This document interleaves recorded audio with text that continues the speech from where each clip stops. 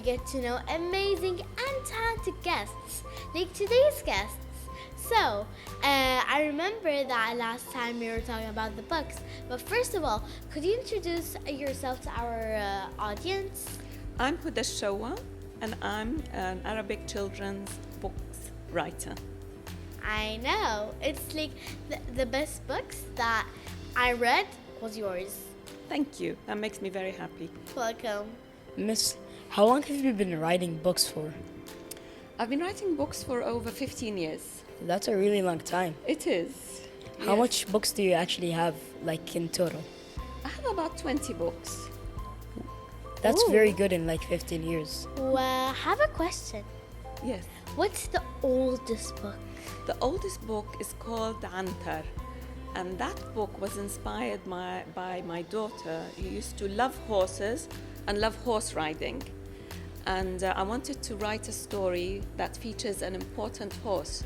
So from our Arabic poetry, we know Antara bin Shaddad, who was a famous poet, and he was also he loved horses, and he had a wonderful relationship with his horse.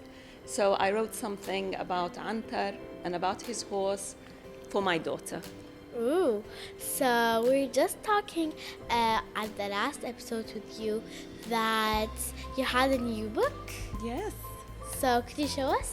My new book is called Gulnar and the Firebird. Ooh, And this book is illustrated. There are small illustrations inside this book by an artist. Her name is Diala Zada.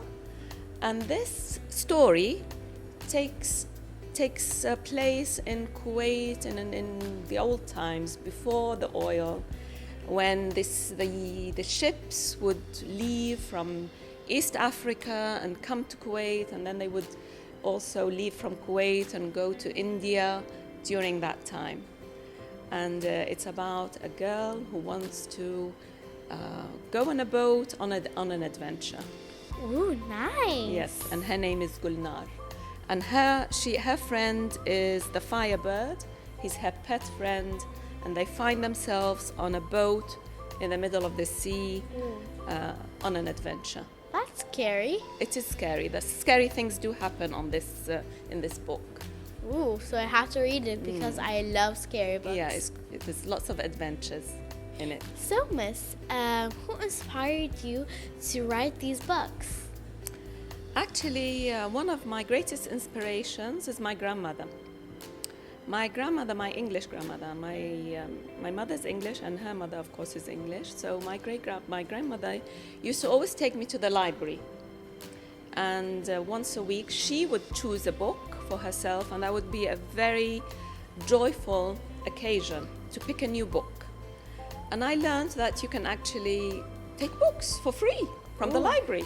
You don't have to buy books. And she would be so excited to get her book and spend 2 weeks, 3 weeks reading this book and then returning it to the library. So I learned that a library is a very special place, a very important place, and it's a place where you find the most wonderful things like books. And that's what inspired me. Wow.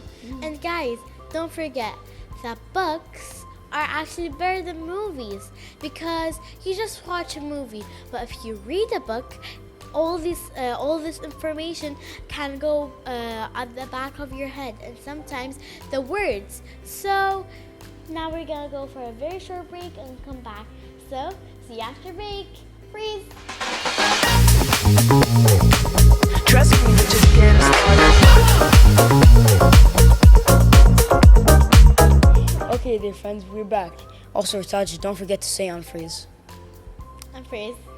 Okay, now you guys can move. But we hope you guys got some snack. Actually, we don't care about the snacks. Actually, don't get snacks. We don't want you to get like all chubby and all. So make sure to get some broccoli actually instead, since it's more tastier. Well, I don't know about you, Rtaj, if you like broccoli.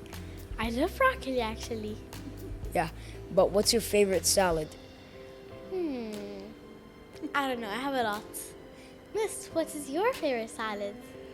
I love asparagus salad. Ooh. And you know what? Something funny about asparagus.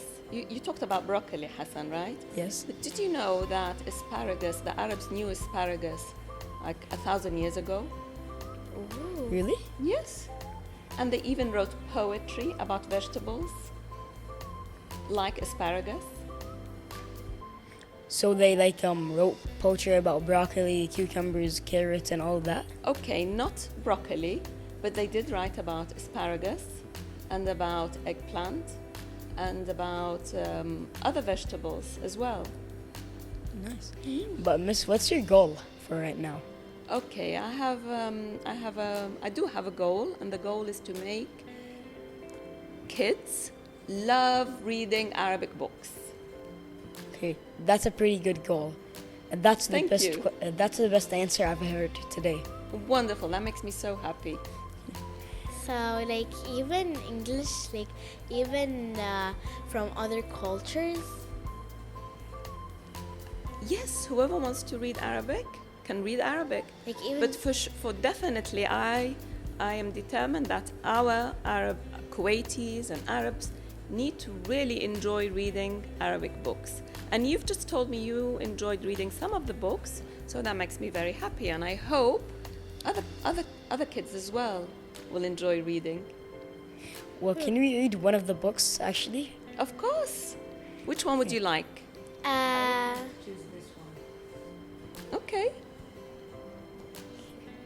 wait. Wow, that's a lot of pages.